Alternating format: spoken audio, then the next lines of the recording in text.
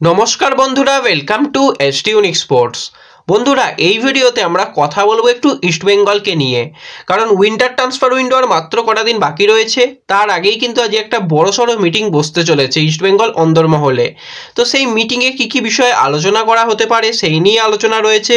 আইএসএলের শেষ ম্যাচটা হয়ে গেল, শেষ ম্যাচের পর ইস্টবেঙ্গলের অবস্থান কি, ইস্টবেঙ্গল দলে যে বিদেশি পরিবর্তন হবে সেটা কার্যত নিশ্চিত হয়ে গেছে। সিবেরিও টোরোকে নিয়েও কিন্তু বড় একটা আপডেট বেরিয়ে আসছে, সেটা নিয়েও আলোচনা করে নেবো আমরা এই ভিডিওতে। তাই ভিডিওটা খুবই গুরুত্বপূর্ণ হতে চলেছে, শুরু থেকে শেষ পর্যন্ত দেখার অনুরোধ করলাম। আর এই ভিডিওটাতেও তোমাদের থেকে 500 লাইক চেয়ে নিচ্ছি। আশা করি তোমরা 500 লাইকের টার্গেটটা পূরণ করে দেবে। আর যারা চ্যানেলে প্রথমবার এসেছো, চ্যানেলটাকে মনে করে সাবস্ক্রাইব করে নিও আর পাশের বেল আইকনটাকে অন করে রেখো, তাহলে তোমাদের প্রিয় দলের খেলার সমস্ত আপডেট তোমরা এখানে পেয়ে যাবে। তো চলো আর দেরি না করে ভিডিও শুরু করা যাক। প্রথমেই যদি কালকের আইএসএল এর ম্যাচ নিয়ে কথা বলি, তো কালকের ম্যাচেরও স্কোর লাইন প্রেডিকশন করতে বলেছিলাম, বছরের শেষ ম্যাচ বলে কথা। তো কালকের ম্যাচের প্রচুর সবাই স্কোর লাইন প্রেডিকশন করেছিলে, কিন্তু দেখতে গেলে কারোরই স্কোর লাইন প্রেডিকশন সেইভাবে মেলেনি। শেষের দিকে কয়েকজন স্কোর লাইন প্রেডিকশন করেছে, তখন মোটামুটি ম্যাচ ওই 2-5 মিনিট বাকি রয়েছে, তখন স্কোর লাইন প্রেডিকশন করেছিলে। তো তাদেরই কয়েকজনের কমেন্ট সেখানে মিলেছে। সেখানে লাভলি রানী, সৌম্যজিৎ মুখার্জি, আবির কর, কৃষ্ণা দাস এবং দুলাল চন্দ্র রয়, এদের কমেন্টই মিলেছে এবং বাকিদের কমেন্ট মেলেনি। কালকে অনেকেই অনেক রকম স্কোর লাইন প্রেডিকশন করেছিল। প্রথম যে ম্যাচটার কথা বলবো, ওড়িশার সঙ্গে জামশেদপুর। তো জামশেদপুর একদমই কালকে ভালো ফুটবল খেলতে পারেনি। প্রথম দিকে একটা নয় গোল তারা পেয়ে গিয়েছিল, তারপর আস্তে আস্তে তারা খেলায় হারিয়ে যায়। একের পর এক ওড়িশা আক্রমণ করেছে আর সেখান থেকে গোল পেয়েছে। রয় কৃষ্ণা তো অসাধারণ ফুটবল খেলছে এবং তার সেভ যেটা সেটার মধ্যে ফিরে এসেছে, গোল করছে, অ্যাসিস্ট করছে।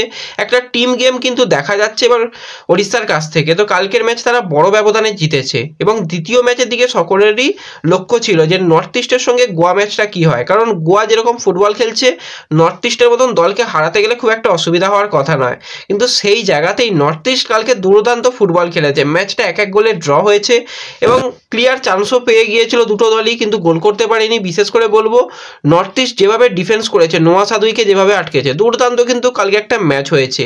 তো বছরের শেষে কিন্তু দুটো ম্যাচই বেশ টান টান ম্যাচ হয়েছে এবং কালকে তোমাদের জানিয়ে দিয়েছিলাম স্কট কুপারকে টাটা বাই বাই জানাতে চলেছে। তো ভিডিও দেওয়ার আগেই দেখলাম, মানে ভিডিও পোস্ট করার আগেই দেখলাম অফিসিয়াল হয়ে গেছে। তো বুঝতেই পারছো যে পরিবর্তন আসতে চলেছে। জামশেদপুর দল, চেন্নাই দল, সমস্ত দলই কিন্তু যারা মোটামুটি টপ 6-এর রেসের মধ্যে আছে তাদের কিন্তু সব জায়গাতেই পরিবর্তন কিছু কিছু আসছে এবং উপরের দিকে দলগুলোতেও পরিবর্তন আসছে।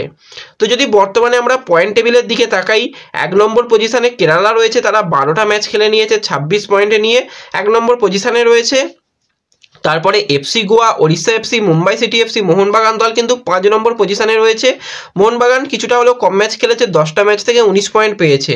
এবার দেখো কালকের ম্যাচটা যদি নর্থ ইস্ট হেরে যেত ইস্টবেঙ্গলের ভালো হতো, কারণ যেই জায়গাতে শেষ করেছিল সেই জায়গাতেই থাকতে পারতো। কিন্তু কালকে নর্থ ইস্ট একটা পয়েন্ট পেয়ে যাওয়ার জন্য তারা টপ 6-এর মধ্যে চলে এসেছে। চেন্নাইয়ের উপরে তারা চলে গেছে যেহেতু গোল ডিফারেন্স ভালো।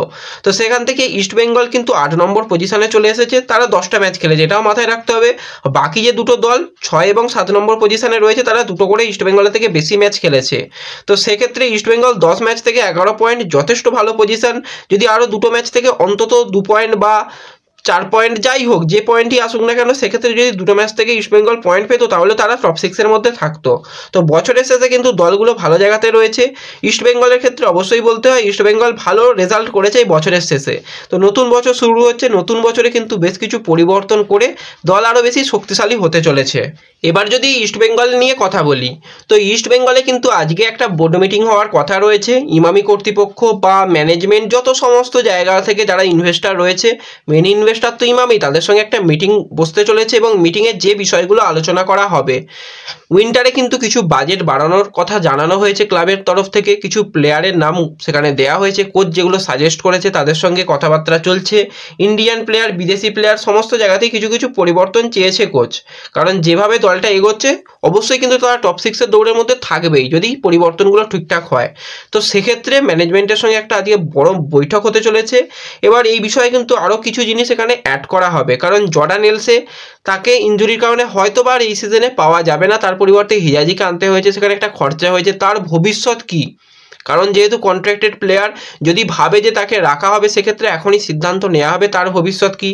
খাবরার যে ইনজুরি হয়েছে তাকে তো সিজনে পাওয়া যাবে এটুকু আশাবাদী কোচ, বা এটা অফিসিয়াল ঘোষণাও হয়েছে, তাকে নিয়েও আলোচনা হবে, পরিবর্তন নিয়েও আলোচনা হবে। আজকের দিনটা কিন্তু খুবই ইম্পর্টেন্ট দিন রয়েছে। তো মিটিংয়ে কী কী আপডেট বেরিয়ে আসে সেগুলো কিন্তু আমি লেটেস্ট আপডেট দিয়ে দেবো ফেসবুক পেজে, তাই অবশ্যই ডেসক্রিপশন বক্সের লিঙ্ক থেকে তোমরা ফেসবুক পেজে জয়েন হয়ে যাও। যখনই যা আপডেট পাবো সেটা কিন্তু ফেসবুক পেজে সবার আগে শেয়ার করে দেবো, সেখান থেকে তোমরা সবার আগে জানতে পেরে যাবে। আর ভিডিও হয়তো পরবর্তী সময় আসতে পারে, তার আগেই কিন্তু তোমরা ফেসবুক পেজে সেগুলো জানতে পেরে যাবে। তো ফেসবুক তো সকলেই ব্যবহার করো, ফেসবুক পেজে জয়েন হয়ে যেতে পারো। সেখানে কিন্তু মোটামুটি 2000 ফলোয়ার্স কমপ্লিট হয়ে গেছে। তোমরা আজকে সকলে জয়েন হয়ে যাও। আমার অনেক বড় ফ্যামিলি মেম্বার, ফেসবুক পেজেও একটা বড় ফ্যামিলি মেম্বার হোক, সেখান থেকে তোমরা আপডেট পেয়ে যাবে। তো এই বিষয়গুলোকে নিয়ে মূলত আজকে আলোচনা করা হবে। আশা করা যায় ভালো কিছুই হবে, কারণ এরকম একটা মিটিং এর আগেও হয়েছিল মানে সামার ট্রান্সফার উইন্ডোতে, কারণ সেখানেও বেশ কিছু প্লেয়ারকে শেষ পর্যন্ত নিতে গিয়েও ডিলগুলো হবে না, এরকম একটা পর্যায়ে চলে গিয়েছিল। বিশেষ করে তোমাদের মনে থাকবে গিলের ক্ষেত্রে একটা ট্রান্সফার ফির ব্যাপার ছিল।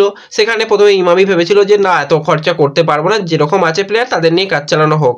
তো ফ্যানদের তো একটা দাবি থাকেই, সেই ফ্যানদের দাবি মেনে বা ক্লাবের রিকোয়েস্টে কিন্তু ট্রান্সফার ফিরিয়ে গিলকে নিয়ে আসা হয়েছে। আর গিলকে আনার ফলে ইস্টবেঙ্গলের যে কতটা সুবিধা হচ্ছে সেটা বোঝাই যাচ্ছে, গিলের পারফরমেন্স গিল দেখিয়ে দিচ্ছে। তো বেশ কিছু পরিবর্তনের কথা সেইভাবেই ভাবা হচ্ছে, এখনই নেগেটিভ মাইন্ডে নেওয়ার মতন কিচ্ছু নেই। তো আজকে মিটিংয়ে আশা করি ভালো কিছু হবে এবং উইন্টারে ভালো কিছু আসতে চলেছে, সেটা কিন্তু আজকের মিটিংয়ের পরই বোঝা যাবে। তো অবশ্যই কিন্তু সেই মিটিংয়ের আপডেট জানার জন্য ফেসবুক পেজে জয়েন হয়ে যাও। এরপর যদি একজন বিদেশি প্লেয়ারকে নিয়ে কথা বলি, সেটা হচ্ছে এফসি গোয়ার প্লেয়ার, 37 বছর বয়সী স্প্যানিশ সেন্টার ফরওয়ার্ডের প্লেয়ার কার্লোস মার্টিনেজ, যে এফসি গোয়ার সঙ্গে 2024 সাল পর্যন্ত কন্ট্রাক্টেড রয়েছে। তো আইএসএলে টোটাল 10টা ম্যাচ খেলেছে, 10টা ম্যাচে 3টে গোল এবং 1টা অ্যাসিস্ট। আর সুপার ডুরান কাপে কিন্তু 5টা ম্যাচ খেলেছে, সেখানে 3টে গোল এবং 1টি অ্যাসিস্ট। এই প্লেয়ারটার পরিবর্তন চাইছে এফসি গোয়া রীতিমতন, কারণ তার পারফরমেন্স সেইভাবে খুব একটা ভালো নয়। তো এই ব্যাপারে একটা স্প্যানিশ মিডিয়া থেকে রিপোর্ট করা হয়েছে, ভিক্টর পোলো রিপোর্ট করেছে যে এই প্লেয়ারকে কিন্তু নেওয়ার ব্যাপারে এফসি চ্যাটজেনা, মানে একটা স্প্যানিশ ক্লাব, স্প্যানিশ সেকেন্ড ডিভিশনের ক্লাব, তাদের থেকে এই প্লেয়ারের কাছে অফার হয়েছে তাকে যদি নেওয়া যায়। এবার এফসি গোয়াও চাইছে তাকে ছাড়তে। সেক্ষেত্রে যদি সব কিছু ঠিকঠাক থাকে তাহলে কিন্তু এই প্লেয়ারকে সেই ক্লাবে পাঠানো হবে এবং ট্রান্সফার ফি নিয়েই কিন্তু এফসি গোয়া পাঠাবে, এরকমই একটা মোটামুটি সিদ্ধান্ত নেওয়া হয়েছে। তো এই প্লেয়ারের বিদায় করতে চলেছে। এবার ইস্ট বেঙ্গলের তরফ থেকেও কিন্তু সিবারিওকে বিদায় জানানো হবে এবং সিবারিও নিজেও চেয়েছিল যে তার কন্ট্রাক্ট টার্মিনেট করে নেওয়া হোক, তাকে ক্লাব ছেড়ে দিলে সে নতুন কোনো ক্লাব পেয়ে যাবে, তার কাছে সেরকমই অফার রয়েছে। এবার মানালো মার্কুয়েজের অবশ্যই পছন্দের একজন প্লেয়ার সিবেরিও, তাকে যেভাবে নিয়ে এসেছিল, যেভাবে হায়দ্রাবাদে খেলিয়েছিল, চ্যাম্পিয়ন করেছিল, তার সেরাটাকে কিন্তু বার করে আনতে পেরেছিল মানালো, কিন্তু কার্লেসের কাছে এসে সেইভাবে নিজে পারফরমেন্স করতেও পারেনি। এবার দেখো গোলের সুযোগ তো পেয়েছে, গোল করতে পারেনি আলাদা ব্যাপার, সেইভাবে মানিয়ে নিতে পারেনি, কিন্তু সিবেরিও এতটাও খারাপ প্লেয়ার নয়।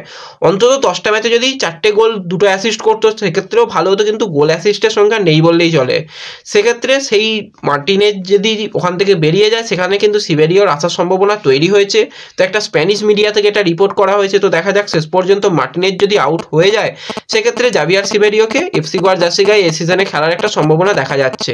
তো সেক্ষেত্রে ইস্টবেঙ্গল তাকে কোনো রকম আর খরচা দিতে হবে না, সে যদি কন্ট্রাক্ট টার্মিনেট করে নিতে চায়, মানে তাকে যদি নিজের ইচ্ছায় যদি ছাড়তে চায়, বা যদি ইস্টবেঙ্গল এক্ষেত্রে করতে পারে, যদি তাকে লোন ডিলে পাঠাতে পারে বা যদি ট্রান্সফার ফি নিয়েও পাঠাতে পারে, ইস্টবেঙ্গল লাভবান হয়ে যাবে। তো সমস্ত ব্যাপারটাই কিন্তু আজকে মিটিংয়ের পরই সিদ্ধান্ত নিয়ে নেওয়া হবে। তো মিটিংটা কিন্তু আজকে খুবই ইম্পর্টেন্ট হতে চলেছে ইস্টবেঙ্গলের জন্য। তো এই ভিডিওতে এইটুকুই ছোট্ট আপডেট তোমাদের সঙ্গে শেয়ার করার ছিল। ভিডিও ভালো লাগলে ভিডিওতে লাইক করে দিও, চ্যানেলে প্রথমবার এলে চ্যানেলটাকে সাবস্ক্রাইব করে দিও এবং ভিডিও সকলের সঙ্গে একটু শেয়ার করে দিও।